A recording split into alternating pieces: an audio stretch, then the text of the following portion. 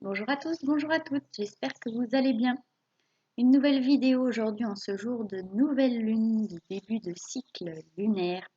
Un cycle qui, comme chaque cycle lunaire, dure 28 jours, un mois environ. Bon, c'est pas le sujet de ma vidéo. Aujourd'hui, je voudrais vous parler de unifier le masculin et le féminin en soi. Vous savez sans doute que nous avons tous deux polarités, que nous soyons hommes ou femmes, nous avons les deux polarités féminines et masculines en nous. C'est l'équivalent du bien connu yin et yang. Le yin étant la polarité féminine associée à la terre, le yang la polarité masculine associée au ciel. On peut aussi parler de Shakti et Shiva dans la tradition hindouiste, donc Shakti qui correspond au masculin et Shiva au féminin si je ne me trompe pas. Et les archétypes de Jung, Animus, Anima, que nous portons tous aussi, que nous avons tous dans notre personnalité inconsciente.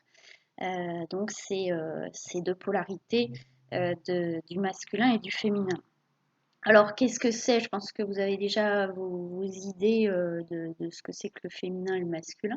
Je vais vous donner ma vision, donc c'est pas la vérité, hein, c'est ma vision des choses de ce sujet-là à ce moment précis.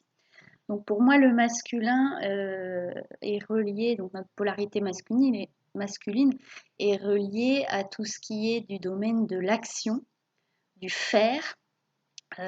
J'agis, je prends des décisions.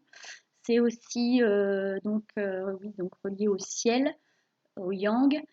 Euh, voilà, je suis dans le faire, dans la prise de décision plutôt rapide, dans quelque chose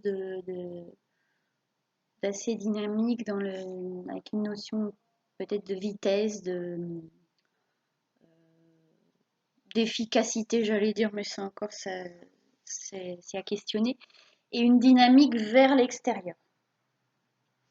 Euh, voilà, vers l'extérieur et peut-être vers le haut aussi, quelque chose qui jaillit. La polarité féminine, donc elle est associée au yin, à l'être, hein, donc avec le masculin, j'ai dit qu'on était dans le faire, donc le féminin, l'être, la réceptivité, je reçois, j'accueille. Il y a une notion plus vers l'intérieur, hein, retour à soi, l'introspection, là où la polarité masculine va être vers l'extérieur, euh, l'introspection, l'extrospection, je ne sais pas si ça existe.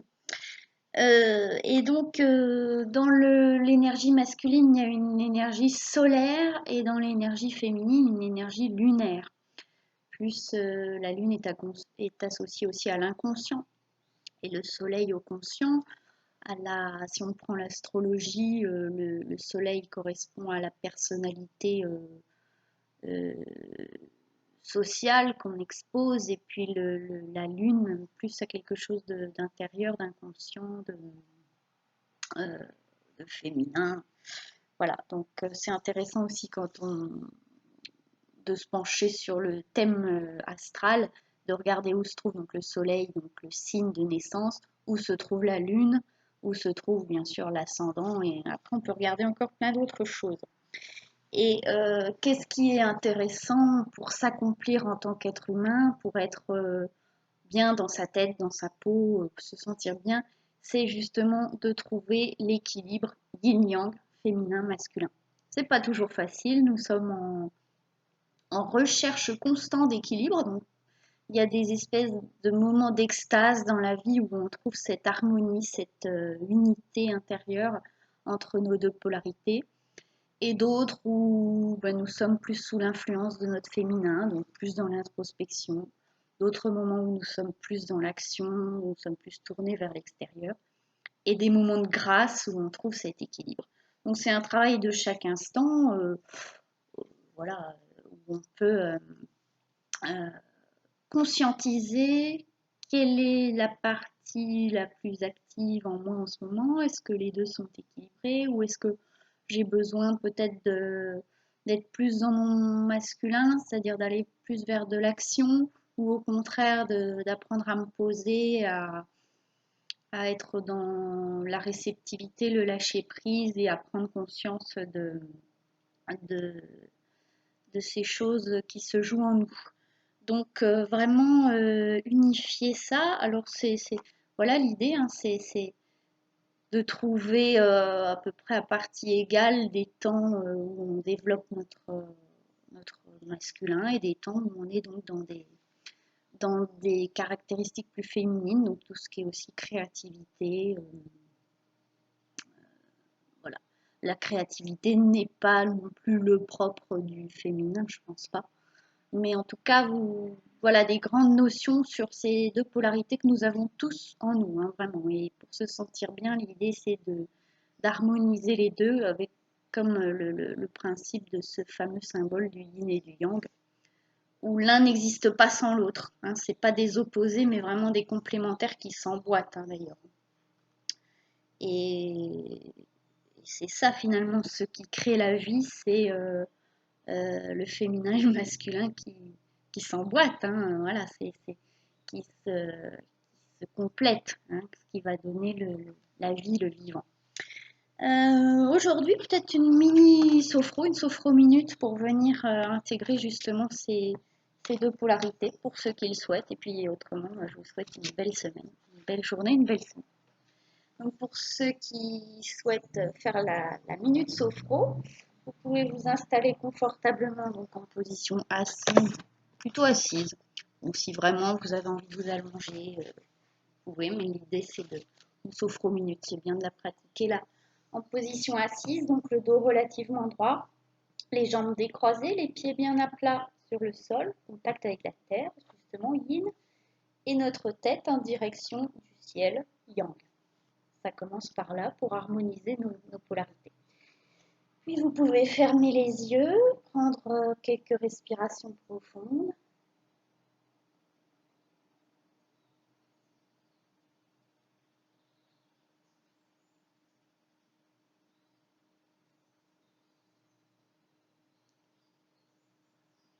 Et accueillir l'être que vous êtes avec votre corps, votre temple intérieur.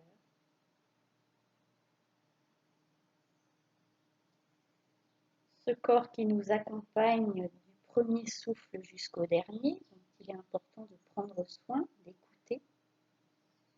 écouter les messages et harmoniser la circulation de l'énergie, des énergies, donc ça se fait à travers le sang, à travers l'oxygène, à travers ce qu'on peut appeler le prana ou l'énergie, le chi aussi pour les Chinois, le ki pour les Japonais. Et juste sentir, je vous invite à sentir cette énergie vitale qui circule en vous, qui entre par les narines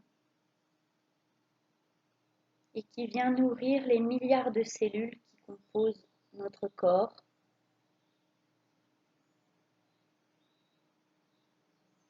Donc là, nous sommes plus dans la réceptivité, donc plus quelque part dans le yin.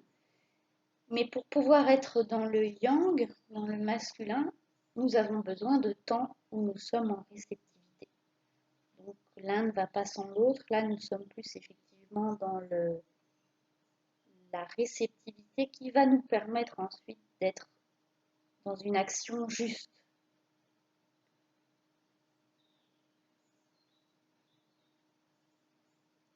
Et en même temps, je suis à la fois dans l'être et dans le faire.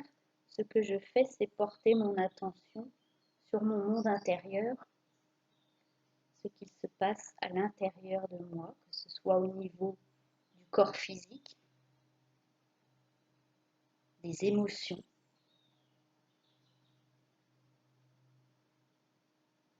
et de ma vie intérieure.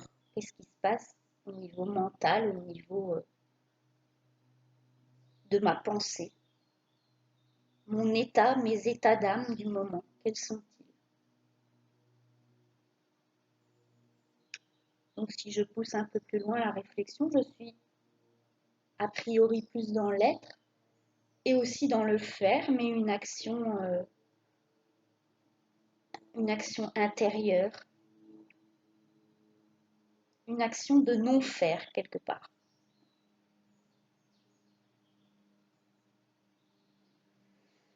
Voilà, et je peux juste sentir cette vie qui circule en moi, de la tête aux pieds, des pieds à la tête, et harmoniser cette circulation vitale.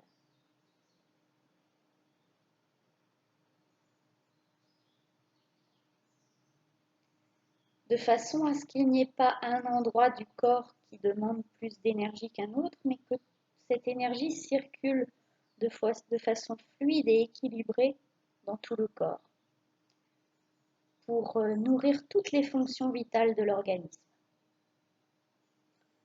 Le système digestif, le système immunitaire, le système cardiovasculaire, respiratoire, etc., etc.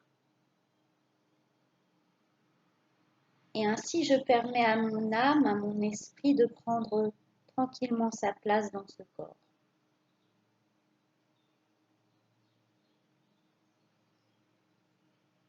Voilà tout simplement pour la sophro-minute. Nous n'allons pas plus loin que ça et en même temps, c'est déjà énorme. Et je vous invite tous les jours à prendre des petits temps comme ça de retour vers vous-même, vers votre intérieur et en même temps à sentir cette dynamique de l'intérieur vers l'extérieur.